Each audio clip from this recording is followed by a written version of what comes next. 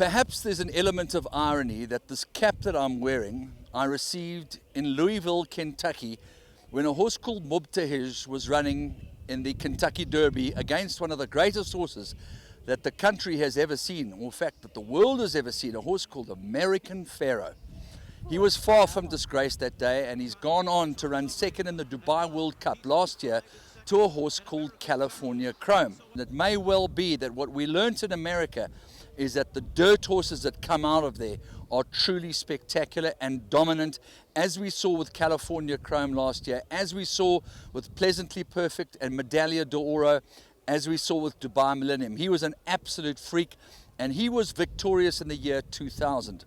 Now, 17 years later, Team de Kock are in Dubai. They've been there since 2003, when both Victory Moon and Ipitombi were victorious on the night, and they've had a whole string of successes. This year, limited numbers, but two real chances in Fori, who's gained access to the United Arab Emirates Derby. It's a race that Mike de Kock has won more times than any other trainer, bar Saeed bin Sarour. Now, it's going to be very hard to beat a horse called Arogate. He's a son of Unbridled Song. He's been victorious in the Pegasus World Cup, a $12 million race. And this particular race, the Dubai World Cup, worth $10 million, sees him come from America to conquer all comers. There's very little doubt that he's the best horse in the world on dirt. He's got a time form rating of 134, and he is the highest rated horse that has ever raced in Dubai. So let's first of all speak to trainer Michael de Kock, who was in South Africa last week, to catch up and see what he thinks about the chances of Mubtahij, who was second to California Chrome last year, and of course Fori, who he didn't know at the time was going to pass through the starting stalls as a result of some previously unruly behavior. So here's Mike de Kock, after which we're going to have a look at Bob Baffert talking about the history and the career of this incredible racing machine called Arrogate. I thought I'd seen it all with American Pharaoh, but this horse, just in my opinion, and I've been lucky enough now to see, well, I saw American Pharaoh in the flesh run. I haven't seen this horse in the flesh, but I've followed him. This is a super animal, this is. Because of what he's done to California Chrome, who made mincemeat of everybody last year. That was just an unbelievable run. When he went, I mean, the two of them went probably 10, 12 lengths clear of the field. And I think California Chrome ran second to him. And California Chrome was a proper horse, serious horse. As far as our horse goes, we're probably running for second when it comes to that race. But then, I mean, there's others. There's Opportunity that should have beaten us. Christoph gave the horse an amazing ride in the World Cup last year. So the second place was a bonus. I think Mubtahij is a good horse, but he's also, again, for me, just short of Group 1 quality. Proper Group 1 horse, I don't think it's there, to be honest with you. I think he's a Group 2 horse, which is shown to be. And he's just a few lengths off in the Group 1s. But, I mean, when we're talking about Group 1s, we're talking about horses like Arrogate and California Chrome. So I'm not being demeaning for the horse, because he's running, when he steps up into a Group 1, he's stepping up into a Group 1 with the best horses in the world. So that it doesn't detract from his ability when I say that he's just short of that quality. I mean, we do produce the goods in South Africa every now and then, not every year. I know we get a little bit carried away, and so do the handicappers are trying to rate horses through the roof every year. But every crop isn't the same, as we know and understand. But we can produce that odd, horse that can give you a freakish performance, like a variety club abroad. And it's just so sad that we've been held back, And to me, personally, I don't see it changing much. It's still going, even if we do open things up, it's still a mission. It's still a mission to lock horses away, to have them in quarantine for 40 days, cross the equator. It's not straightforward. Well, I mean, so you're a classic example. Here's a horse that's seriously on the up, but he's missed the whole carnival, in terms of his main mission. Yeah, well, there you go. Now he's off for a year. He unfortunately got there too late. So he only just came to hand as the carnival ended. Ideally, I mean, it would be ideal if he could go back to England and race there and whatever. But it's just sadly not going to be the case. So he's going to stand for a year, not earn. And if one thinks of it, it's just such a waste. I mean, you get horses in the prime of their lives, peak of fitness, and you've now got to stop with them. So it's not for the faint-hearted, the whole travelling thing up and down. It's a very expensive exercise, and a lot of things go wrong. And you've got to send the right horses. You can't send unsound horses, as we've seen in the past. I mean, a lot of blokes have taken chances with horses that were unsound here, sent them over there. They go wrong.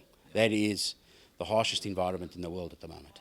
I'm not going to waste my time with Sanshawis and all the owners' money and light the lights. They're just not good enough to be running. You know, to spend $60,000 to go and run in a race that they're going to do well to run 4th and 5th in would be a waste of time and money. It's sad, but they are just short of, you know, top quality again. I mean, Sanshowers has been an unbelievable advert for South Africa. So it's Light the Lights for that matter. But I mean, Sanshowers' longevity has been just unbelievable. You know, Star Empire was another one. You know, year in, year out, produced these peak performances after years, rests and what have you. So they've been great adverts for us. But Fowry gets in, he's got an invite, but he needs to be past tractable first. So hopefully Milan will weave some magic. He goes through on Sunday night, and he's got 3 days to work with him, and then next Thursday we'll have a jump out and see if he's tractable or not. And of course, Mubtahij. Arrogate easily turning back the challenge of giant expectations, and Arrogate will run out a convincing winner. He's powerful, he's very imposing, and the way he runs is just relentless. But Arrogate, a colt of considerable promise, cruised in by a half-dozen lengths. We knew that distance was not going to be a problem. He had speed, but his lung capacity is just off the chart. And the favourite Arrogate strikes the front. Arrogate 3 parts of the length. Arrogate just played too good. Bob was definitely sure that he had a grade 1 horse, but honestly the special, I don't think any of us saw until the Travers.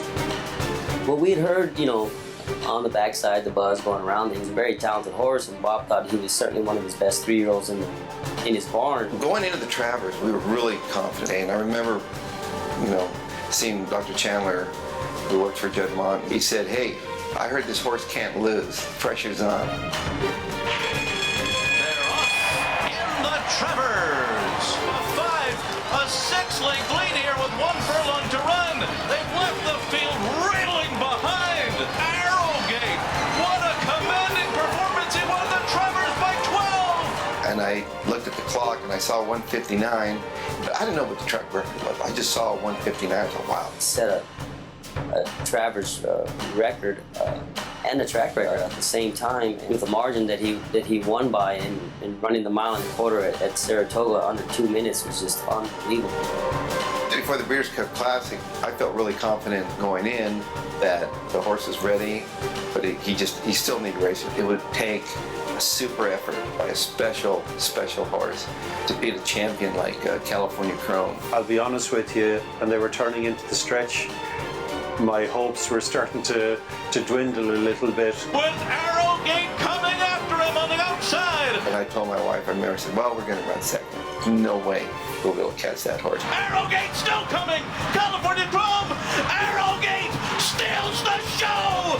For me, you know, I've been fortunate to be in these big races, but that was the most exciting moment I've had in years, watching a horse do that. To get to the superstar level, we're in the game long enough to realize how lucky you have to be. Prince Khaled had the idea to have horses in California again. It's come to fruition not just with a very good horse, but with the best horse in the world.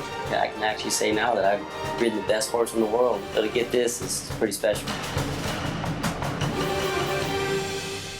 Well, it's been a great pleasure talking to you about the charges of Mike de Kock, just the two of them, and Bob Baffert's Arrogate. I'll be in Dubai talking to you about all the other horses that we encounter in our travels in the morning at the track.